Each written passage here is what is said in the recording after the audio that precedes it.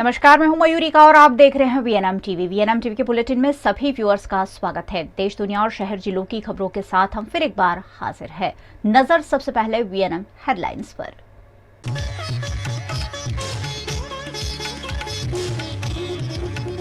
Karnataka CM के लिए secret voting, 80 विधायकों के सिद्धारमैया को वोट करने की अटकलें।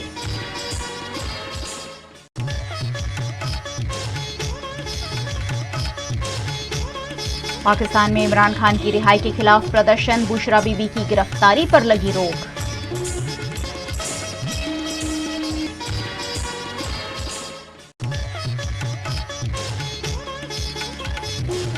और सूरत में खेल खेल में पंखे से टकराई बच्ची, गंभीर चोट से 3 महीने की मासूम की मौत।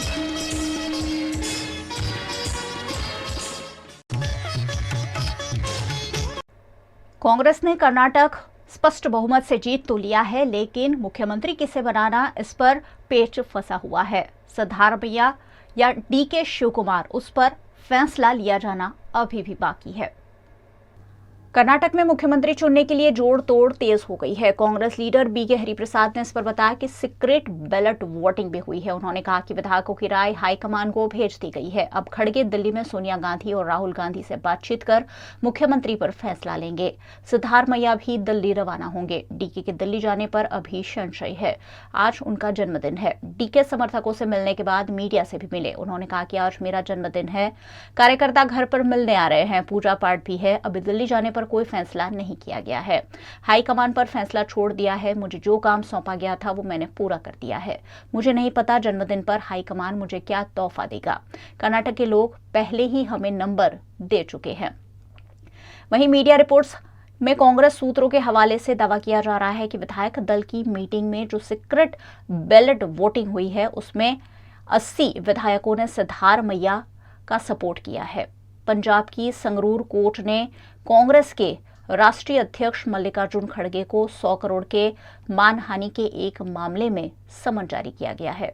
खड़गे को यह समन हिंदू सुरक्षा परिषद, बजरंग दल हिंद के संस्थापक एवं संगरूर निवासी हितेश भारद्वाज द्वारा दायर याचिका पर जारी किया गया है। चुनाव प्रचार के दौरान बजरंग दल पर आपत्तिजनक बयान देने पर यह दावा किया गया है।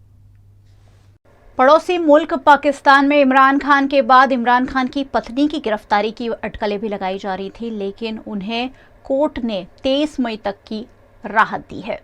इमरान खान को रिहाई देने पर शहबाज सरकार ने सुप्रीम कोर्ट के खिलाफ धरना दिया। इसके लिए सत्ताधारी गठबंधन दल पाकिस्तान डेमोक्रेटिक मूवमेंट के हजारों कार्यकर्ता सुप्रीम कोर्ट पहुंचे। धारा 144 लागू होने के बावजूद गठबंधन में हिस्सेदारी रखने वाले जमात उलेमाए इस्लाम फजल के कार्यकर्ता गेट से कूदकर सुप्रीम कोर्ट में घुसने लगे। इन्होंने पुलिस के बनाए रेड जोन को भी तोड़ दिया।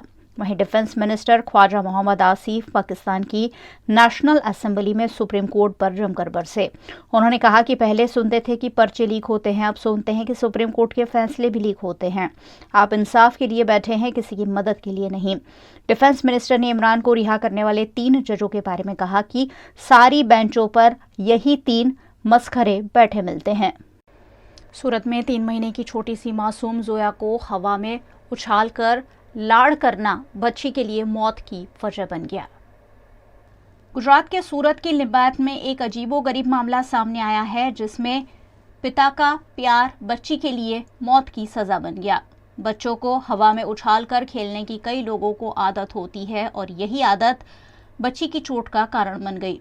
दरअसल हवा में उछालते वक्त बच्ची के सिर में छत का पंखा टच कर गया, जिससे बच्ची गंभीर रूप से घायल हुई। घायल बच्ची को तत्काल सूरत की सिविल हॉस्पिटल में भर्ती कराया गया, जहां इलाज के दौरान बच्ची की मौत हो गई। बच्ची के पिता मजदूरी कर परिवार का पालन पोषण करते हैं। परिवार में पति पत्नी के अलावा 4 बच्चे भी हैं, जबकि 3 महीने की मृतक जोया परिवार की सबसे छोटी संतान थी।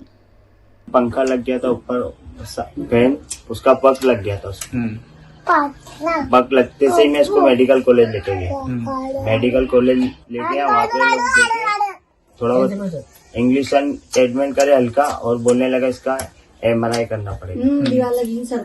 उसके बाद वो दवा खाने में लेके गया था वो, और लोग चार्ज ज्यादा बोल रहे थे। उतना चार्ज थोड़ी है हमारे पास। 50,000 टेबल पे मांग रहे थे वो लोग। तो वो बोले सिविल, हम लोग बोले सिविल में लेके चल जाते। सिविल में लेके गए इसको, वहाँ पे ट्रीटमेंट चालू कर दी। कोशिश करे डॉक्टर साहब ने वहाँ पे भी, और वो बोले थे वहाँ पे प्राइवेट वाले के, बोले इसका खर्चा करने के बाद भी इसकी जान नहीं बच सकती, बोले गंभीर हालत है। गुजरात के पालनपुर में डीवाईएसपी के रूप में कार्यरत पुलिस अधिकारी के बेटे की विदेश में संदिग्ध मौत पर कई तरह के सवाल उठे हैं।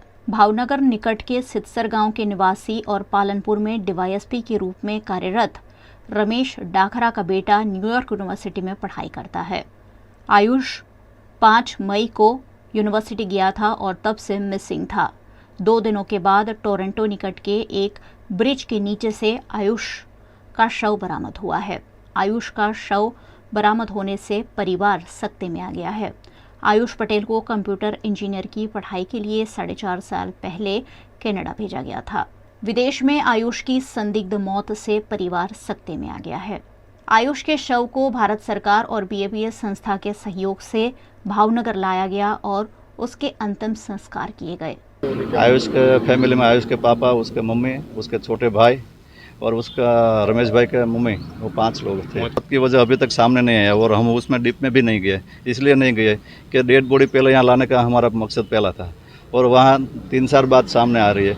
अकस्मात भी हो सकता है, पुल के नीचे से आई है, अकस्मात भी है और कोई रीज़न भी हो सकता है। और आयुष और उसके पापा यहाँ हमारे गांव में, अगल बगल के गांव में पूरे सबको हेल्प करते थे, लीगल सब हेल्प। आयुष का भी नेचर ऐसा ही था और आयुष अभ्यास में टॉपर था, टैलेंटफुल था। वो वहाँ भी वो सबको, सब स्टूडेंट को, इंडियन को सब हेल्प करता था। ऐसा टैलेंट वाला लड़का था।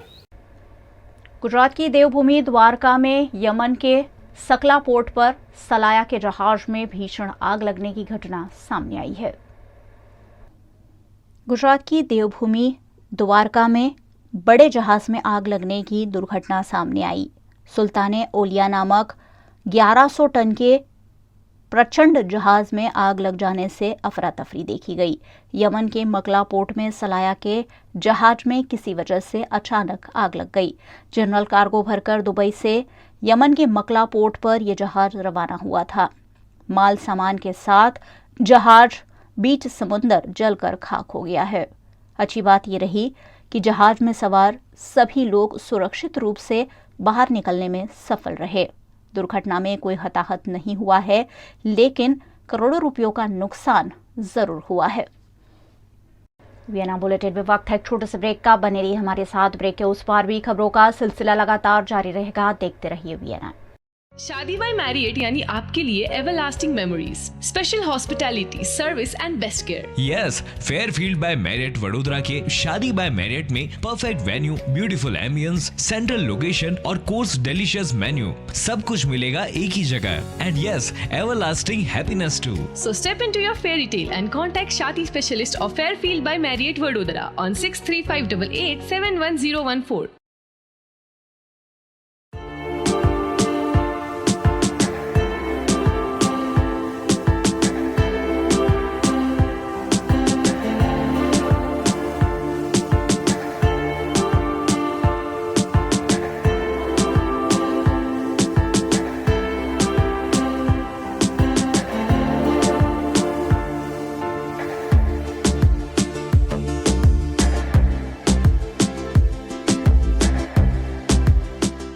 भारत ले रहा है इलेक्ट्रिक अंगड़ाई। क्यों ना हम साथ चले, साथ चले, साथ बढ़े, साथ बढ़े, देश मेरे, देश मेरे। देश को ले जाए नई दिशा की ओर। आपका जॉय, भारत का जॉय। વડોદરાના ઘણા વિસ્તારો જેમ કે અકોટા, માંજલપુર, અલકાપુરી, મકરપુરા વગેરે વગેરે વિસ્તારોના લોકો ચિંતામાં છે। આ ચિંતાનું કારણ છે વડોદરાના લોકોમાં વધતી ઈર્ષા। જી હા, અને આ ઈર્ષાનો સ્ત્રોત છે તરસાલી એરિયામાં આવેલ રેઝિડેન્શિયલ પ્રોજેક્ટ દર્શનમ પ્લેસ। ઘણી બધી એમિનિટીઝથી ભરપૂર આ 2 અને 3 BHK પ્રોજેક્ટ બની ગયો છે નવા ઘર શોધવાવાળા લોકો માટે એક અનોખો અવસર। भारत ले रहा है इलेक्ट्रिक अंगड़ाई। क्यों ना हम साथ चले, साथ चले, साथ बढ़े,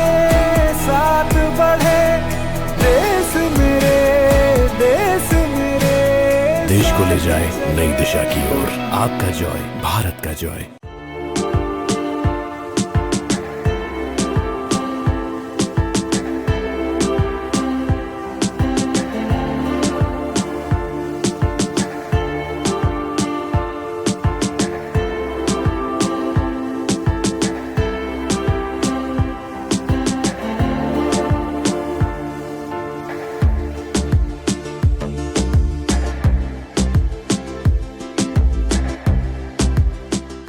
शादी बाय मैरियट यानी आपके लिए everlasting memories, special hospitality, service and best care. Yes, Fairfield by Marriott Vadodara के शादी बाय मैरियट में perfect venue, beautiful ambience, central location और कोर्स डिलीशियस मेन्यू, सब कुछ मिलेगा एक ही जगह। And yes, everlasting happiness too. So step into your fairy tale and contact Shadi Specialist of Fairfield by Marriott Vadodara on 6358 71014.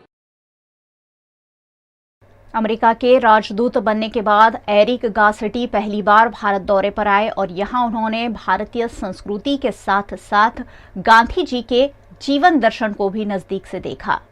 America के ambassador बनने के बाद पहली बार भारत आए एरिक गार्सेटी ने गुजरात के अहमदाबाद का दौरा किया। यहां उन्होंने प्रसिद्ध गांधी आश्रम की विजिट की और गांधी जी का प्रिय चरखा चलाने का आनंद भी लिया। साथ ही उन्होंने हेरिटेज वॉक करते हुए कई धार्मिक स्थलों के बारे में जानकारी हासिल की। इस मौके पर उन्होंने गुजराती मीडिया का धन्यवाद भी अदा किया। उन्होंने कहा कि मैंने अब तक गांधी जी के बारे में सिर्फ सुना था, लेकिन आज वो अनुभव लिया है। यूएस और भारत के बीच $2 मिलियन अब $200 मिलियन के व्यापार में बदल गया है। कई छात्र भारत आना चाहते हैं और यूएस इस मुद्दे पर फोकस कर रहा होने की बात भी अमेरिका के एम्बेसडर ने कही है।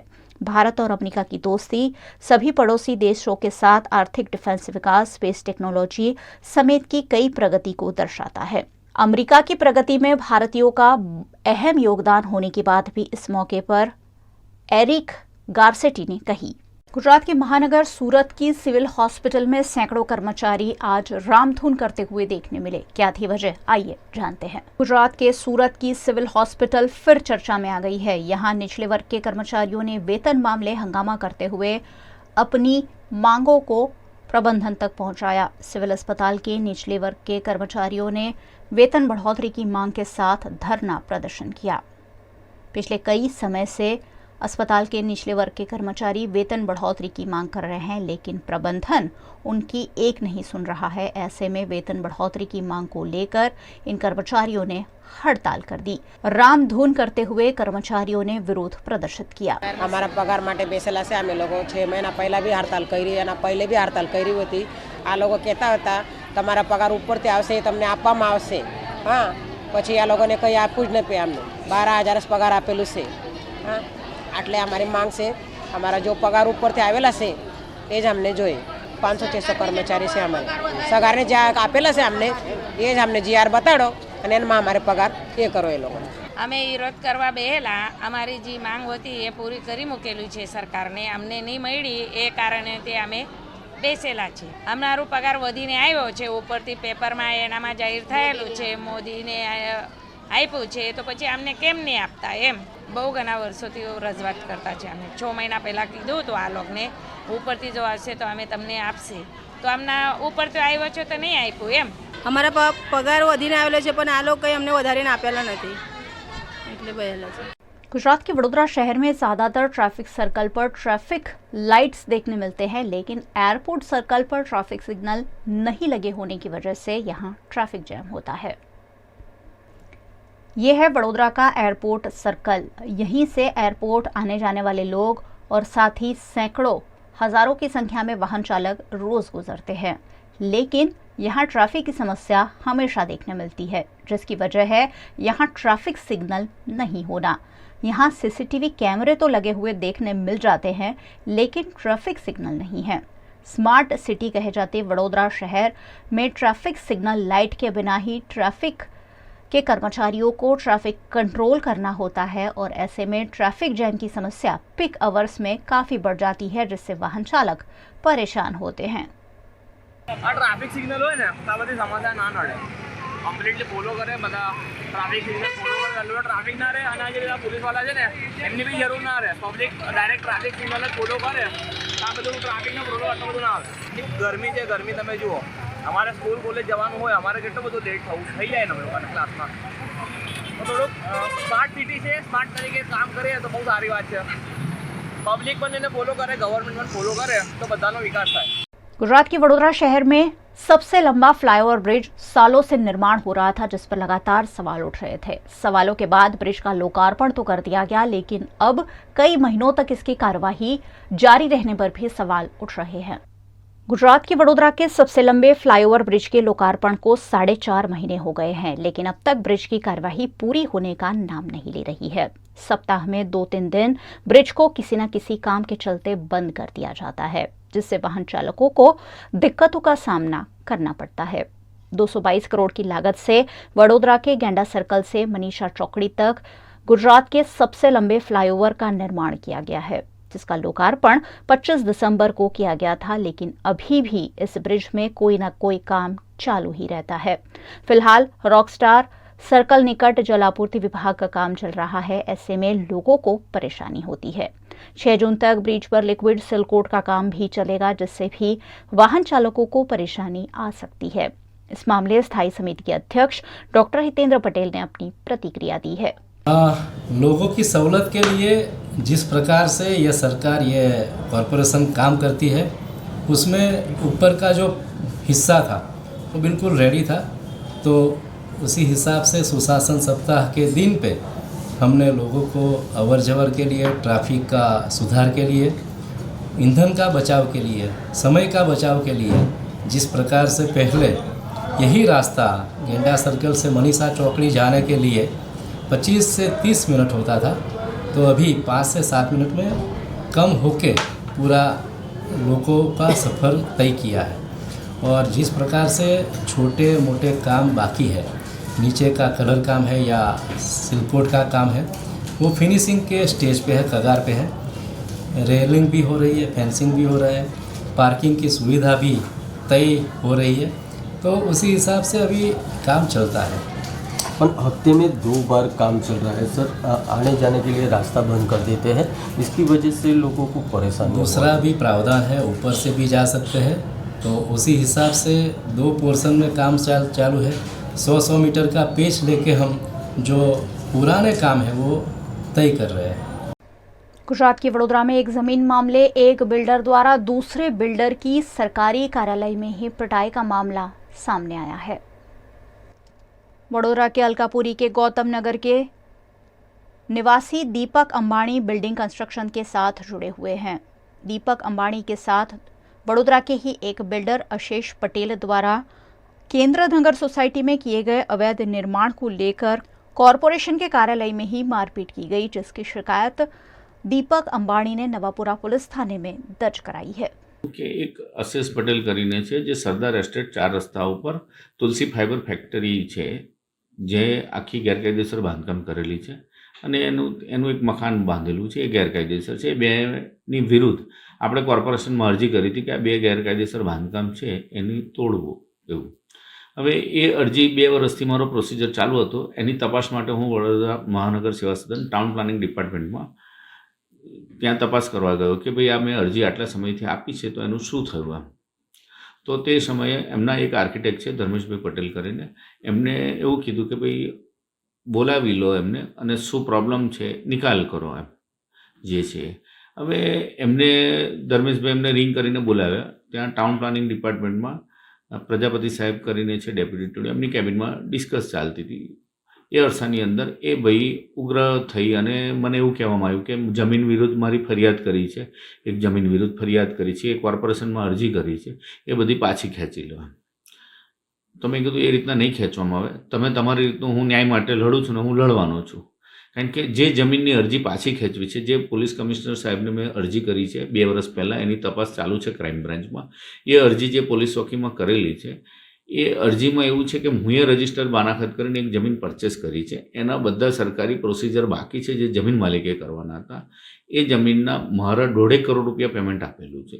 એ જમીન પર આ ભાઈએ દસ્તાવેજ કરી લીધો છે દસ્તાવેજ એના ભાગીદારના નામના કરાવે છે. કેમ? કારણ કે રજિસ્ટર બાનાખત ઉપર દસ્તાવેજ કરાવવું હતું, એટલે એને એના નામના નથી કરાવ્યા, પણ એના ભાગીદારના નામના કરાવે છે. પણ આ બધા જે કૌભાંડ કરેલા છે અને કેટલાક એને સપોર્ટ કરી રહ્યા છે, જેઓને ખબર જ નથી કે આ ભાઈ આ બધા ખોટા કામ કરી રહ્યા છે. એટલે એના માટે મારી અરજી કરેલી હતી કોર્પોરેશનમાંથી તેનું ફેક્ટરીને સીલ બી મારવામાં આવ્યું હતું. પછી અચાનક સીલ ખોલી દેવામાં આવ્યું. કયા કારણોસર, કયા નિયમસર સીલ ખોલી દીધું છે એ નથી ખબર, પરંતુ મારી બધી પ્રોસિજર હજુ ચાલુ છે, કોર્પોરેશનની તપાસ ચાલુ છે. પરંતુ આજે સરકારી ઓફિસની અંદર મારામારી કરવી, સીધા ફેટ પકડી લેવી, મારવું કોઈને, એટલે આવા બધા દબંગને પોલીસ ખાતાએ ખરેખર કંટ્રોલ લાવવાની જરૂર છે. અને મારી નમ્ર વિનંતી છે દરેક સરકારી અધિકારીઓને કે આવા ન્યુસન્સોને કાયમી પરમાનન્ટ પ્રોસિજર કરી અને ફિટ કરવા જોઈએ કે જે બીજી વાર આવું કોઈ કૃત્ય કરે નહીં. પણ જ્યારે ડેપ્યુટી ટીડીઓ ત્યાં આગળ હાજર હતા અને ત્યાં આગળ જ આવી ઘટના બની છે, એ કશું બોલ્યા નહીં? ડેપ્યુટી ટીડીઓ અને 2 બિલ્ડિંગ ઇન્સ્પેક્ટર હતા, તેઓ ત્રણેઓએ કીધું, એને ગુસ્સે બી થયા એની પર, એને ખખડાઈને કીધું બી કે તને કંઈ ખબર પડે છે કે તું સરકારી ડિપાર્ટમેન્ટમાં છે અને તું હાથ ઉપાડે છે કોઈની પર, કે ગુસ્સો કરે છે, કે ફેટ પકડે છે, એટલે એને ખખડાયો. પણ એ પહેલાં એને બોલાચાલી ચાલુ કરી દીધી ને અપશબ્દ બોલ્યા ને બાથમબાથી ચાલુ કરી દીધી. જે જમીનની વાત કરો છો એ જમીન જે આદિવાસીની છે, હવે આદિવાસીની જમીનની અંદર જે પહેલા તો તમારી સાથે બાનાખતને એવું થયેલું છે દસ્તાવેજ, તો આ કેવી રીતના પેલા માણસે કરી આપ્યું? રજિસ્ટર બાનાખત છે, સરકારી તમામ પ્રોસિજર થવું જોઈએ, સરકારી પ્રીમિયમ બધા ભરાવવા જોઈએ, એ કશું જ ભર્યા નથી. એ ભાઈએ ડાયરેક્ટ દસ્તાવેજ કરી લીધો છે, એને જગ્યાનું કોઈ નોલેજ નથી, કાં તો પછી એને ખોટા કામના કરવા માટે પ્રેરિત થયેલો છે કે એ જ કામ કરવા છે, એને ડાયરેક્ટ દસ્તાવેજ કરાવી દીધો છે, પણ બીજાના નામે કરાવે છે. કેમ? તો કે એનું કોઈ જગ્યાએ ડોક્યુમેન્ટ પણ નામ આવે. પણ જો ઊંડાણમાં તપાસ થાય ને તો એ જમીનની અંદર જે પણ પેમેન્ટ નાનું મોટું થયેલું છે એ બધું એના એકાઉન્ટમાંથી થયેલું છે. અગાઉ બી પોલીસ ખાતાને બધી તપાસ કરી, પરંતુ કેટલાક કારણોસર, કેટલાક પ્રેશરથી, કેટલાક કોકના દબાણથી એ ભાઈ બચી રહ્યા છે. પરંતુ આપણે બી આગળ પ્રોસિજર ચાલુ છે, રજૂઆત આગળ આપણે બી ચાલુ છે. આ દાંડિયા બજાર કોર્પોરેશનમાં થયું હતું, એટલે નવાપુરા પોલીસ ચોકીમાં નોંધાવેલી છે. गुजरात बोर्ड और सेंट्रल बोर्ड के साथ साथ ICSE बोर्ड के परिणामों का ऐलान भी हो गया है, जिसमें वडोदरा के बिलाबोंग स्कूल के छात्रों ने उम्दा प्रदर्शन किया है। Council for the Indian school certificate examination ICSE ने 10वीं का 2023 का रिजल्ट जारी कर दिया है, जो 98.94% आया है। इस बार नतीजों में 1.03% अंक की गिरावट आई है। इन परिणामों में गुजरात के वडोदरा की बिलाबोंग स्कूल के छात्रों ने बेहतरीन प्रदर्शन किया है, जिसमें हितार्थ गोहिल ने 97.6% प्राप्त किए हैं, जबकि हेतव गोहिल ने 96% मार्क्स हासिल कर स्कूल का गौरव बढ़ाया है। इन छात्रों ने अच्छे प्रदर्शन का श्रेय अपने स्कूल और माता पिता को दिया है। I have studied 12 to 13 hours a day, and whenever anything is taught in the school, I practice that daily at home also, and I have practiced a lot. First of all, I like to thank my mother, father, my grandmother, and my biggest supporter, my brother, who have always inspired and motivated me to perform my best and achieve all my goals. I will like to extend my gratitude to my school and my principal ma'am and all my class and all my teachers who have always supported me, guided me, and helped me to achieve all my goals. In future, I'm planning to take IT field. I like computers a lot, and I want to take admission in IIT. मैं हर रोज़ 12 से 13 घंटे पढ़ता था. Whatever was taught in school, I would used to come and practice at home and then do my other revision. I had a timetable and I had set my goals. और फिर मेरी पढ़ाई हर दिन की हो जाती थी और अच्छे से हो जाती थी, मुझे कोई प्रेशर नहीं था कभी. First of all, I would like to thank my parents, my grandmother and my brother a lot. They have always inspired and motivated me to achieve my aims. Secondly, I would like to thank my school, principal ma'am and all the teachers. They are like a second family to me. they have always resolved my doubts and have helped me to move ahead in my life. I am super happy excited. બહુ જ સરસ result આવ્યું છે અને કાલે mothers ડેના દિવસે આ result આવ્યું એટલે આનાથી મોટી મને ખુશી અને ગિફ્ટ કોઈ આપી નથી શકતું. મારા ટ્વિન્સ છોકરાઓએ ICSE board 10th standard pass out કર્યું છે. हमारे तरफ से पूरा सपोर्ट रहा है उनको. हमने कभी एज अ पेरेंट उनको प्रेशराइज़ नहीं किया है.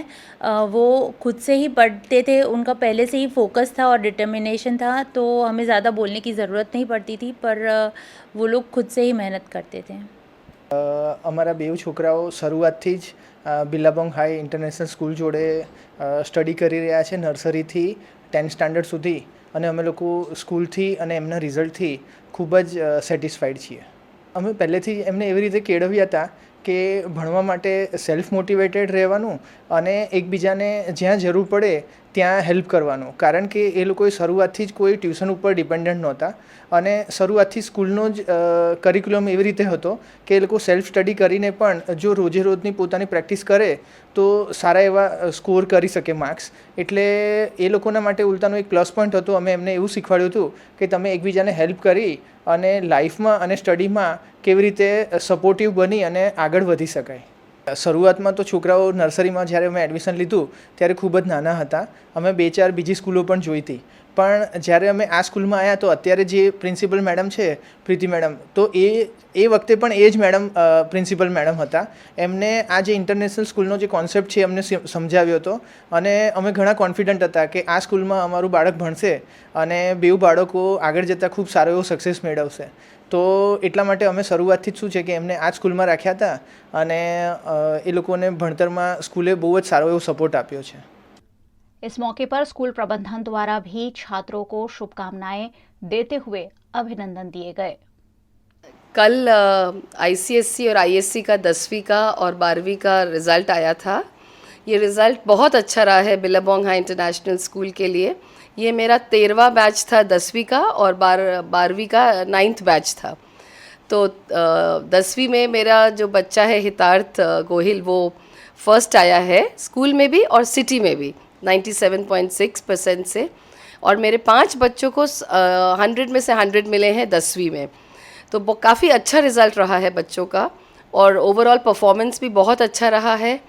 और 12वीं में भी मेरे जो तीनों जो टॉपर्स हैं ह्यूमैनिटीज़, साइंस और कॉमर्स में, तीनों लड़कियां हैं. ऋतु पटेल है जो टॉपर रही है सिटी में भी, प्रीशा थापर है जो साइंस में भी टॉपर है, और ह्यूमैनिटीज़ में सारा जोज़ है, ये कॉमर्स में ये भी टॉपर है. तो तीनों बच्चों ने भी, लड़कियों ने बहुत अच्छा परफॉर्म किया है और मेरा 12वीं का रिज़ल्ट भी बहुत अच्छा रहा है. मैं यही मैसेज देना चाहूँगी कि हार्ड वर्क, फोकस और एक क्लियर गोल के साथ अगर बच्चे चलें तो सब कुछ अचीव कर सकते हैं. एक रेगुलर शेड्यूल बनाएं अपना, एक उसमें ये लोग एक बैलेंस्ड लाइफ लीड करें. ऐसे नहीं कि खाली पढ़ाई ही करें, पर पढ़ाई के साथ साथ जो उनकी हॉबी है, जो वो कोई गेम्स हो, चाहे आर्ट हो, चाहे म्यूज़िक हो, उसको भी साथ साथ करें, क्योंकि इससे क्या स्ट्रेस रिलीव होता है. अगर पढ़ाई के साथ वो लोग हॉबी को भी बैलेंस करेंगे तो उनका स्ट्रेस रिलीव होता है और उन लोग को ज़्यादा ऊर्जा मिलती है पढ़ाई करने के लिए. तो एक क्लियर कट गोल और फोकस होना बहुत ज़रूरी है और शुरू से ही मेहनत करें. लास्ट मिनट जब एग्ज़ाम सर पे आता है तो बच्चे फिर स्ट्रेस आउट हो जाते हैं, फिर उनको बहुत प्रेशर लगता है, फिर उस प्रेशर में वो लोग अपना बेस्ट नहीं दे पाते हैं. तो अगर शुरू से ही रेगुलरली पढ़ाई हो, एक रूटीन हो, एक उनका पूरा एक टाइम टेबल बना हो, उस टाइम टेबल के हिसाब से with proper practice, proper guidance from the school, with proper support from parents, with proper counselling, बच्चे बहुत कुछ अचीव कर सकते हैं. आक्रोशित नागरिकों द्वारा सरकारी कार्यालयों की तालाबंदी तो कई बार की जाती है, लेकिन वडोदरा में सरकारी कर्मचारियों ने खुद ऑफिस का शटर गिराकर मामले पर विरोध किया, जिसकी वजह है भीषण गर्मी. वडोदरा महानगर पालिका के वार्ड नंबर 19 की ऑफिस गोदाम में ही बना दी गई है. GIDC में 6 महीनों पहले शुरू की गई इस ऑफिस में कर्मचारियों को इतनी गर्मी लगती है कि विरोध के स्वरूप में अधिकारियों और कर्मचारियों ने खुद ही ऑफिस के शटर बंद कर अपना विरोध जताया। बार बार इस मामले कॉरपोरेशन का ध्यानाकर्षण कराया गया है, लेकिन इन कर्मचारियों को गर्मी से राहत देने के कोई इंतजाम नहीं किए गए हैं। भीषण गर्मी की वजह से कंप्यूटर सिस्टम भी काम नहीं कर रहे हैं, जिससे कर्मचारी परेशान है। 1/4/22 થી વોર્ડ વિભાજન કર્યું। એની અંદર વોર્ડ નંબર 19ની એક કચેરી જ્યુપિટર ચોકડી લકી રેસ્ટોરન્ટની પાછળ આવેલી છે। વોર્ડ નંબર 19ની ઓફિસ છે। હવે એ ઓફિસ એ એક શેડ હતો, એને શેડની અંદર ઓફિસની તબદીલ કરેલી છે। ગયા વર્ષે અમે હેમખેમ રીતે ઉનાળો પાસ કર્યો અને ચોમાસામાં પણ અમારી ઓફિસની અંદરથી પાણી નીકળે। આ ઉનાળો એવો છે કે 44 ડિગ્રી તાપમાન જાય છે। 2 વખતે અમારા સર્વર ફૂંકાઈ ગયા અને અમારા કોમ્પ્યુટરો પણ હેંગ થઈ જાય છે। હવે એવા સંજોગોની અંદર અમે અહીંયા બેસીને કામ કરીએ છીએ, વારંવાર અધિકારીઓને રજૂઆત કરીએ છીએ, છતાં પણ તેઓ અમને કોઈ પણ સારો પ્રતિસાદ આપ્યો નથી। ત્યારે આજે અમારે એવું એક નિર્ણય કરવો પડ્યો કે ભાઈ અમે આજે શટર પાડી અને અમે બહાર ઊભા રહી અને અમારો વિરોધ કરીએ। અમારે અહીંયા એસી કોઈ કેબિન નથી જોઈતા કે અમારે કોઈ બીજું કશું જોઈતું નથી। બસ અમારે ખાલી એક જ માંગ છે કે અહીંયા કંઈક ઠંડક થાય એવી તમે વ્યવસ્થા કરો તાત્કાલિક। એ વ્યવસ્થાના ભાગરૂપે જ અમે અહીંયા બહાર ઊભા છે। જો વ્યવસ્થા થઈ જશે તો અમે તાત્કાલિક અમે અંદર જઈશું। અમે એવી રીતનો વિરોધ કરી રહ્યા છે કે આજે ઓફિસનો અમે આજે શટર બંધ રાખ્યું છે અને એની દરેક અધિકારીને જાણ થાય કે અમે કેવી રીતે કામ કરીએ છીએ અને અમારું આ નિકાલ થાય એના માટે આ અમે બંધ રાખ્યું છે અને અમારી વાત સાંભળવામાં આવશે ઉપર, તો અમે અમારી રીતે કાર્ય કરવા બધા તૈયાર છીએ। આમાં સેનેટરી વિભાગ, રેવન્યू વિભાગ અને એન્જિનિયરિંગ વિભાગના કર્મચારીઓ જોડાયેલા છે। इस मामले दक्षिण जोन के कार्यकारी इंजीनियर ने मौके पर पहुंचकर कर्मचारियों को समझाया, जिसके बाद कर्मचारी फिर से काम करने के लिए तैयार हुए। સેનેટરી વિભાગને કંઈક ગરમીના લીધે ઇસ્યુ વધારે ગરમીના લીધે એના માટે છે અને આપણે ગયા વર્ષથી ચાલુ કરાઈને 5 કુલર તો મૂકેલા છે ઓલરેડી અને એક આપણે ગ્રીન એ બંધાઈ દે છે તાડપત્રી અને ઉપર ત્યાં સીલિંગમાં વ્હાઇટ કપડું મારેલું છે। ઉપર બતાવો જરા, વ્હાઇટ કપડું છે જ। વધતા ખર્ચની ટટ્ટી પ્રાયોરિટીમાં કરે પછી કુલર જેટલા જોઈએ એ પ્રમાણે રિક્વાયરમેન્ટ પ્રમાણે અને નવી ઓફિસ પણ જલ્દીથી બને એ પ્રમાણે કરાવીએ। मछली पकड़ते वक्त पाकिस्तान आर्मी द्वारा गिरफ्तार किए गए 198 मछुआरे आज फिर एक बार भारत पहुंचे। कई सालों बाद वतन लौटे इन मछुआरों के चेहरे पर वतन लौटने की खुशी देखने मिली। भारत सरकार के प्रयासों से पाकिस्तान की जेल में पिछले कई सालों से सजा भुगत रहे भारतीय मछुआरों में से 198 मछुआरों को पाकिस्तान ने रिहा किया है। कोरोना काल के लंबे अरसे के बाद पहली बार इतनी बड़ी संख्या में भारतीय मछुआरों को भारत वापस लाने में सफलता मिली है। मत्स्य विभाग के 8 अधिकारी उन्हें वाघा बॉर्डर पर लेने गए थे और इन सभी मछुआरों को अमृतसर से ट्रेन के जरिए वडोदरा लाया गया। वडोदरा रेलवे स्टेशन पर राज्य के मत्स्य विभाग के कैबिनेट मंत्री राघवजी पटेल, सचिव भीमजियानी, मत्स्य उद्योग डायरेक्टर नितिन संगवान, वडोदरा के विधायक केयू रोकड़िया, भाजपा अध्यक्ष डॉक्टर विजय शाह, जिला कलेक्टर AB गौर और मत्स्य विभाग के अधिकारियों द्वारा इन मछुआरों का स्वागत किया गया।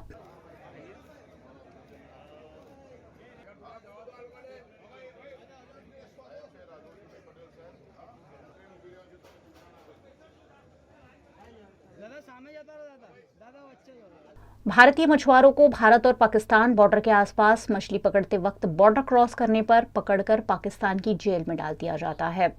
रिहा किए गए मछुआरे पिछले 3 से 5 सालों से पाकिस्तान की जेल में बंद थे। कई सालों बाद वतन लौटने की खुशी इन मछुआरों के चेहरे पर साफ साफ देखने मिली।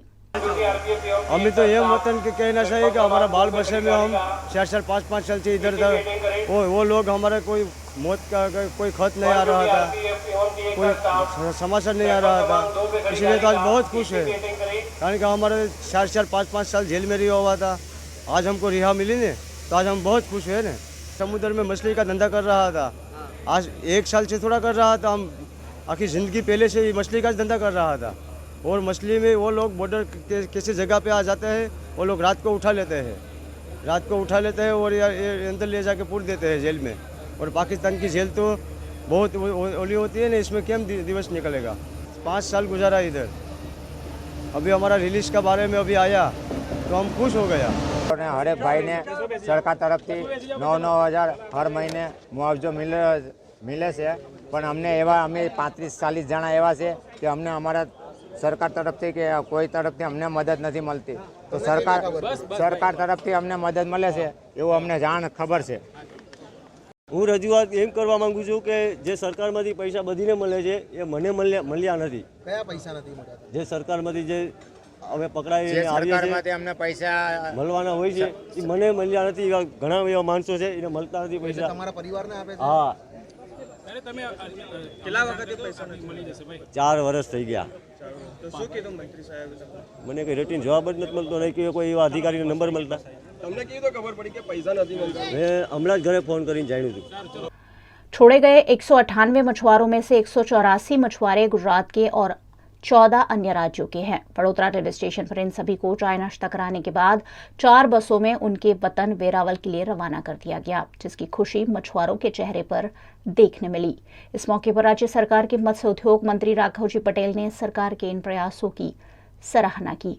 અમારા સન્માનીય મુખ્યમંત્રી શ્રી ભૂપેન્દ્રભાઈ પટેલની સૂચનાથી રાજ્યના મત્સ્યોદ્યોગ વિભાગ દ્વારા અમે એમનું સ્વાગત, એમનું સન્માન અને એને આવકારવા માટે અહીં વડોદરા રેલવે સ્ટેશને આવ્યા છે। ભારતીય જનતા પાર્ટી દ્વારા તેઓના માટે ફૂડ પેકેટની પણ વ્યવસ્થા કરવામાં આવી છે અને આ રીતે અમે તેઓ માનભેર પોતાના ઘરે પહોંચે એના માટેની સગવડતા આયોજન અમે માછીમાર ખાતા દ્વારા કરેલ છે। लाख कोशिश कर ली जाए, लेकिन गुजरात के वडोदरा शहर में पानी की किल्लत अक्सर सामने आती ही रहती है। समा में कई महीनों से दूषित पानी की आपूर्ति हो रही है, जिससे परेशान लोगों ने दूषित पानी के साथ मटके फोड़कर विरोध प्रदर्शित किया।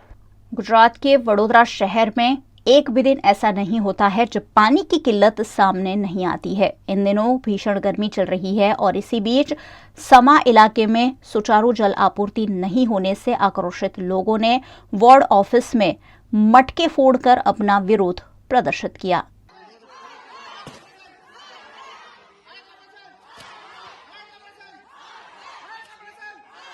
सामाजिक कार्यकर्ता नाजिम पठान की अगुवाई में यहां के निवासियों ने प्रदर्शन करते हुए नारेबाजी कर सुचारू जलापूर्ति की मांग की। हमारा बोर्ड नंबर 1 लगता है, रसूल जी की चाल है। बीच में हमने रजूआत भी करी थी, हमारे विस्तार के जो कॉर्पोरेटर थे, हमारे विस्तार में बहुत गंदा पानी आ रहा है और लोगों को पीने के लिए पानी गंदा आ रहा है, लोगों उससे बीमार भी चल रहे हैं। और अभी बड़े दवाखाने में सबसे ज़्यादा हमारे लोग नवाया के विस्तार के लोग दवाखाने में एडमिट है। और हमारी विस्तार के हमारे जो 4 कॉर्पोरेटर हमने पूरी भारी बहुमत से जिताए, जो हमारी रजूआत भी नहीं सुनते और हमारा काम भी नहीं कर रहे। 2 महीने से लोगों को पता नहीं है, तो हम बोर्ड ऑफिस में आए हैं अपने पब्लिक को लेकर साथ में और रजूआत करने आए हैं।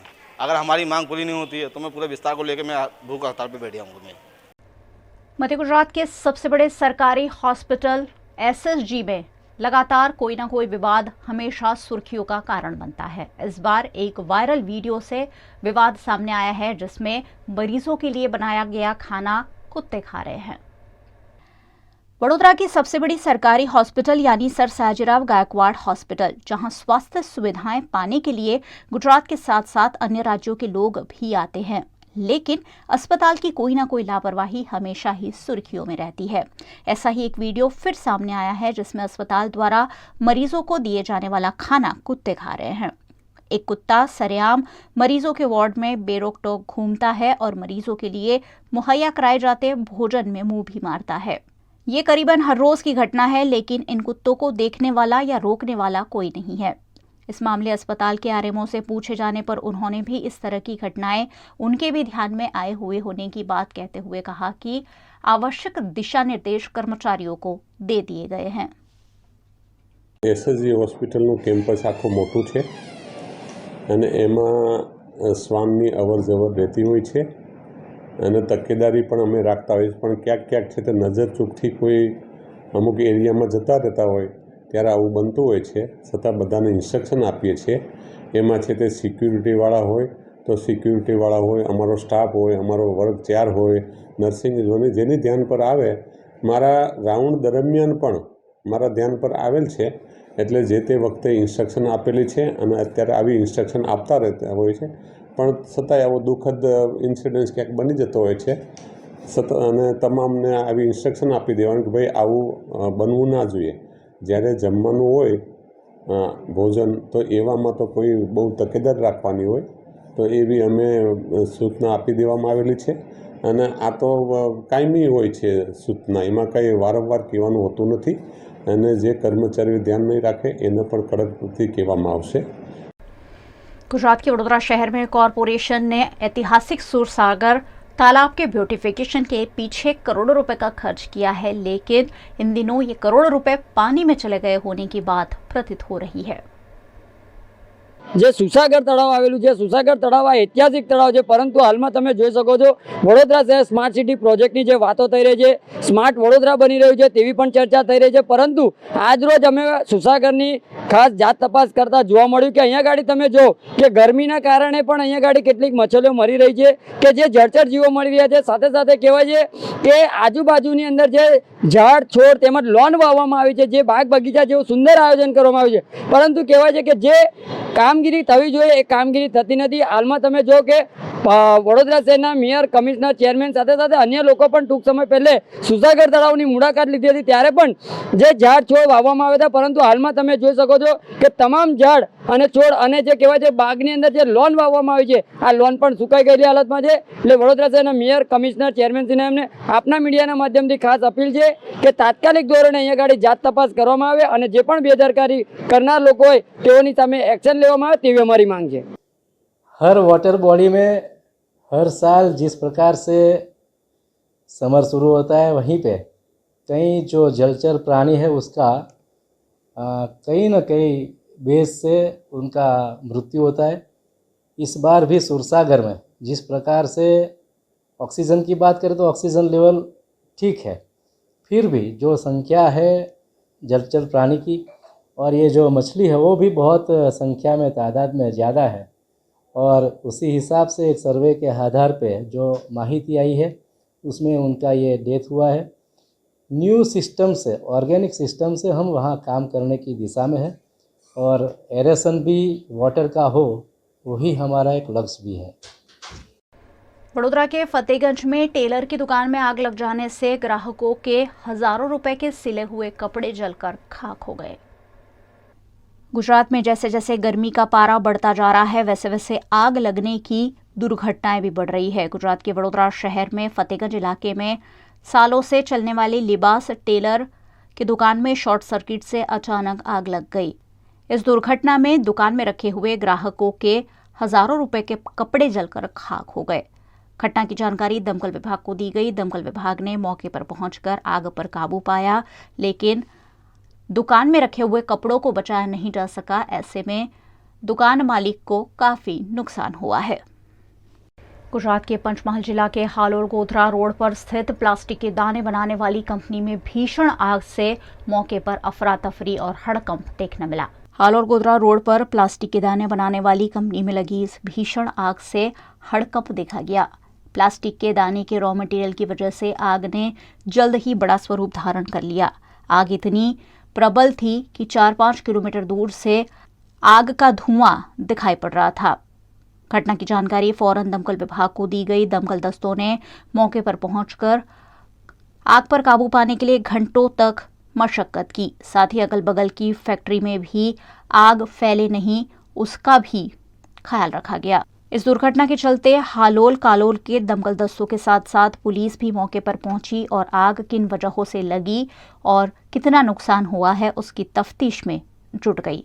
आग भीषण होने की वजह से हालोल से गोधरा जाने वाला ट्रैक बंद करवाकर गोधरा से हालोल की ओर के ट्रैक पर ट्रैफिक को डाइवर्ट किया गया. आग में किसी के हताहत होने की खबर नहीं है, लेकिन कंपनी मालिक को लाखों रुपयों का नुकसान हो सकता है. गुजरात के वडोदरा शहर में जगह जगह खुली पड़ी बरसाती कांस और गटर नागरिकों के लिए तो अप्रिय घटनाओं को न्योता दे ही रही है. कई बार पशु भी इसका शिकार बन जाते हैं। वडोदरा के तांदलजा में स्प्रिंगवुड रेसिडेंसी निकट गर्मी से राहत पाने के लिए एक गाय खुली बरसाती कांस में कूद गई। गाय कांस में चली तो गई, लेकिन गाय कांस से बाहर नहीं निकल पा रही थी। गाय को परेशान होता देखकर संतोष नगर के निवासी युवकों ने गाय का कड़ी मशक्कत के साथ रेस्क्यू किया। ये गाय कांस के छोटे से हॉल में फंस गई थी, जिससे उसे निकालने में काफी दिक्कतें आई, लेकिन सुरक्षित रूप से गाय का रेस्क्यू कर लिया गया। वहीं दूसरी घटना में गोरवा निकट बापू की दरगाह के पास कुसुम फ्लैट निकट की एक खुली गटर में गाय गिर गई। ड्रेनेज का ढक्कन इतना छोटा था कि गाय का बाहर निकल पाना असंभव था। बड़ीवाड़ी फायर ब्रिगेड की सहायता से गाय को मशक्कत के साथ सुरक्षित रूप से रेस्क्यू किया गया।